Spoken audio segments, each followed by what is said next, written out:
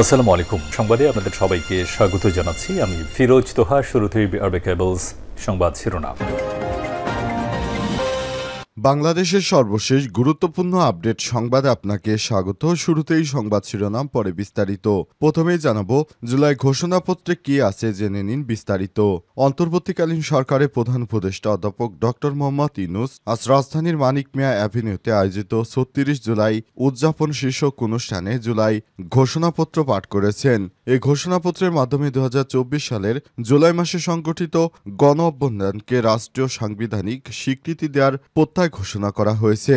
জুলাই ঘোষণাপত্রে আসলে কি রয়েছে বিষয়ে গুরুত্বপূর্ণ সংবাদ জানাবো, সঙ্গেই থাকুন। এরপর জানাবো জুলাই অভ্যুত্থান দিবস, জাতির উদ্দেশ্যে ভাষণ দিচ্ছেন প্রধান উপদেষ্টা। ৫ই আগস্ট জুলাই গণ অভ্যুত্থান দিবস উপলক্ষে জাতির উদ্দেশ্যে ভাষণ দিচ্ছেন অন্তর্বর্তীকালীন সরকারের প্রধান উপদেষ্টা প্রফেসর ডক্টর মোহাম্মদ ইউনূস। রাত ৮টার পর এই ভাষণ শুরু হয়েছে। এদিকে ঘোষণাপত্র পাঠ শেষে নেতাদের সঙ্গে কোলাকুলি করলেন প্রধান উপদেষ্টা। জুলাই গণ অভ্যুত্থান দিবস উপলক্ষে আয়োজিত জুলাই পুনর্জাগরণ অনুষ্ঠানে অংশ নিয়ে অন্তর্বর্তীকালীন সরকারের প্রধান উপদেষ্টা অধ্যাপক ডক্টর মোহাম্মদ ইউনূস পাঠ করেছেন জুলাই ঘোষণাপত্র। আজ জাতীয় সংসদের দক্ষিণ প্লাজায় অনুষ্ঠিত এই আয়োজনে বিকাল ৫টা ২২ মিনিটে তিনি ঘোষণাপত্র পাঠ শুরু করেন। এরপর তিনি মঞ্চে উপস্থিত সকল নেতাকর্মীদের সঙ্গে আলিঙ্গন করেছেন। এদিকে জুলাই ঘোষণাপত্র নিয়ে হতাশ জামাত। রাজধানীর মানিক মিয়া অ্যাভিনিউতে জুলাই অভ্যুত্থান দিবস উপলক্ষে আয়োজিত অনুষ্ঠানে প্রধান উপদেষ্টা অধ্যাপক ডক্টর মোহাম্মদ ইউনূসের পাঠ করা জুলাই ঘোষণাপত্র নিয়ে জামাত ইসলাম হতাশ প্রকাশ করেছে বলে জানিয়েছে দলটির নায়েবে আমির ডক্টর আব্দুল্লাহ মোহাম্মদ তাহির। এবং সর্বশেষ জানাবো কক্সবাজার নয় বরং ওয়াশিংটন ডিসিতে পিটার হাস। বাংলাদেশে নিযুক্ত যুক্তরাষ্ট্রের সাবেক রাষ্ট্রদূত পিটার ডি হাস বর্তমানে ওয়াশিংটন ডিসিতে অবস্থান করছেন। আজ রাতেই তথ্য নিশ্চিত করেছে চ্যানেল 24। এর আগে সকালে পিটার হাস কক্সবাজারে অবস্থান করছেন বলে বিভিন্ন খবরের মাধ্যমে প্রকাশিত হয়েছিল, তবে দাবিটি মিথ্যা এবং ভিত্তিহীন। শিক্ষার্থীদেরকে উস্কানিমূলক বক্তব্য হিসেবে নানা মিডিয়াপাড়া থেকে এই ধরনের ভুয়া নিউজ প্রকাশিত হয়েছে। প্রিয় দর্শক, এতক্ষণ শুনছিলেন সংবাদ শিরোনাম, এবারে বিস্তারিত। তবে তার আগে বন্ধুরা অনুরোধ থাকবে এই সংবাদটিতে একটি লাইক দিন। এই চ্যানেলে আপনি নতুন হয়ে থাকলে আমাদের সংবাদটি দেখতে দেখতে চ্যানেলটি সাবস্ক্রাইব করে রাখুন। কমেন্ট করে বন্ধুরা আপনার মূল্যবান মতামত জানিয়ে দিন আপনি বিশ্বের কোন দেশ থেকে বা বাংলাদেশের কোন স্থান থেকে আমাদের সংবাদটি দেখছেন এবং শুনছেন। আর বন্ধুরা, এই সংবাদটি আপনার সোশ্যাল মিডিয়া ফেসবুকে শেয়ার করে বন্ধুদেরও দেখার সুযোগ করে দিন। এবারে বিস্তারিত। জুলাই ঘোষণাপত্রে কি আছে জেনে নিন বিস্তারিত। অন্তর্বর্তীকালীন সরকারের প্রধান উপদেষ্টা অধ্যাপক ডক্টর মোহাম্মদ ইউনূস আজ রাজধানীর মানিক মিয়া অ্যাভিনিউতে আয়োজিত ৩৬ জুলাই উদযাপন শীর্ষক অনুষ্ঠানে জুলাই ঘোষণাপত্র পাঠ করেছেন।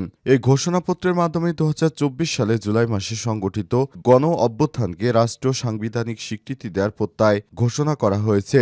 অনুষ্ঠানটি আয়োজন করে সাংস্কৃতিক মন্ত্রণালয়। এতে বিভিন্ন রাজনৈতিক দলের নেতা, ছাত্র জনতা এবং সাধারণ মানুষ অংশগ্রহণ করে। প্রধান উপদেষ্টার প্রেস উইং থেকে জুলাই ঘোষণাপত্রটি সংবাদ মাধ্যমকে দেয়া হয়েছে। পাঠকের জন্য ঘোষণাপত্রের বিস্তারিত তুলে ধরা হলো। জুলাই ঘোষণাপত্র। যেহেতু উপনিবেশ বিরোধী লড়াইয়ের সুদীর্ঘকালে ধারাবাহিকতায় ভূখণ্ডের মানুষের রয়েছে, তাই দীর্ঘ ২৩ বছর পাকিস্তানের স্বৈরশাসনের বাঞ্ছনা ও শোষণের বিরুদ্ধে রুখে দাঁড়িয়েছে এই দেশের জনগণ এবং নির্বিচার গণহত্যার বিরুদ্ধে গণপ্রতিরোধ গড়ে তুলে ১৯৭১ সালে ২৬শে মার্চ স্বাধীনতা ঘোষণা করেন। জাতীয় মুক্তির লক্ষ্যে রক্তক্ষয়ী মুক্তিযুদ্ধের মাধ্যমে বাংলাদেশ রাষ্ট্র প্রতিষ্ঠা করেছিল। যেহেতু ২০০০ সালের পর বাংলাদেশের অপমার জনগণ দীর্ঘ আন্দোলন সংগ্রামের মধ্য দিয়ে ভূখণ্ডে স্বাধীনতার ঘোষণাপত্রে বিবৃত সাম্য, মানবিক মর্যাদা ও সামাজিক সুবিচারের ভিত্তিতে উদার গণতান্ত্রিক রাষ্ট্র বিনির্মাণের আকাঙ্ক্ষাকে বাস্তবায়নের জন্য সর্বোচ্চ ত্যাগ স্বীকার করে। সেতু স্বাধীনতার বাংলাদেশের ১৯৭২ সালে সংবিধান প্রণয়ন পদ্ধতি এবং এর কাঠামোগত দুর্বলতা এবং অপপ্রয়োগের ফলে স্বাধীনতা পরবর্তী আওয়ামী লীগ সরকারের মুক্তিযুদ্ধের জন্য জন আকাঙ্ক্ষা পূরণে ব্যর্থ হয়েছিল এবং গণতন্ত্র রাষ্ট্রীয় প্রতিষ্ঠানগুলো কার্যকারিতা ক্ষুণ্ণ করেছিল। যেহেতু স্বাধীনতা পরবর্তী আওয়ামী লীগ সরকার স্বাধীনতার মূলমন্ত্র গণতান্ত্রিক শাসন ব্যবস্থার বিপরীতে বাকশাল নামে সাংবিধানিকভাবে একদলীয় শাসন ব্যবস্থা কায়েম করে এবং মত প্রকাশ ও বিচার বিভাগের স্বাধীনতা হরণ করে, যার প্রক্রিয়ায় ১৯৭৫ সালে সালে ৭ই নভেম্বর দেশে সিপাই জনতার ঐক্যবদ্ধ বিপ্লব সংগঠিত হয় এবং এই পরবর্তী সময়ে একদলীয় বাকশাল পদ্ধতি পরিবর্তে বহুদলীয় গণতন্ত্র, মতপ্রকাশ ও বিচার বিভাগের স্বাধীনতা পুনঃপ্রবর্তন করে এবং পথ সুগম হয়। এরই ধারাবাহিকতায় চলতেই থাকে ১৭ বছরে এক ফ্যাসিস্ট এই দেশে ক্ষমতায় আটকে ছিল। তারা ৩টি প্রহসনের নির্বাচন ২০১৪, ২০১৮, ২০২৪-এ জাতীয় সংসদ নির্বাচনে এই দেশের মানুষকে ভোটাধিকার এবং প্রতিনিধিত্ব থেকে বঞ্চিত করেছে। সুতরাং মুক্তকামী ছাত্র জনতা ২০২৪ সালে সেই অভ্যুত্থানের মাধ্যমে স্বৈরাচারী সরকারকে দেশ থেকে তাড়িয়েছে। ৫ই আগস্ট ২০২৪ সালে গণ অভ্যুত্থানে বিজয়ী বাংলাদেশের জনগণের আকাঙ্ক্ষার প্রতিফলন হিসেবে এই ঘোষণাপত্র প্রণয়ন করা হলো। জাতির উদ্দেশ্যে ভাষণ দিচ্ছেন প্রধান উপদেষ্টা। জুলাই গণ অভ্যুত্থান দিবস। ৫ই আগস্ট জুলাই গণ অভ্যুত্থান দিবস উপলক্ষে জাতির উদ্দেশ্যে ভাষণ দিচ্ছেন অন্তর্বর্তীকালীন সরকারের প্রধান উপদেষ্টা প্রফেসর ডক্টর মোহাম্মদ ইউনূস।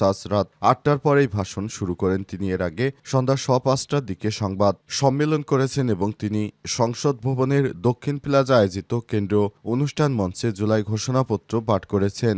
অন্তর্বর্তীকালীন সরকারের প্রধান উপদেষ্টা তিনি জানিয়েছেন, আমরা জুলাই তাদের স্বীকৃতি দেওয়ার জন্য সর্বাত্মক কাজ করে যাচ্ছি।